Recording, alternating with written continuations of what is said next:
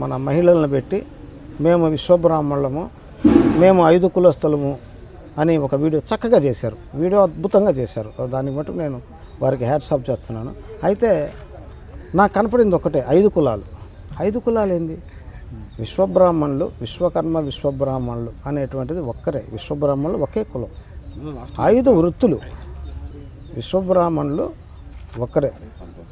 5 వృత్తులు అంటే ఈ సమాజం కోసం సంపూర్ణంగా పనిచేసినటువంటి వాళ్ళు కనుక 5 వృత్తులతోటి ఈ సమాజాన్ని అభివృద్ధి చేయడం కోసము నిలబడి పనిచేసినటువంటి వర్గాలు.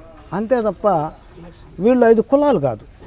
ఆ విషయం కూడా, చిన్న విషయం కూడా ఈ రోజుకి తెలుసుకోలేకుండా ఉండడం నిజంగా కూడా చాలా బాధాకరమైన విషయం. ఆ కుల సంఘాలు ఆ ఎడ్యుకేషన్ ఆ సమాజానికి ఇవ్వకపోవడము చాలా బాధించేటువంటి అంశం.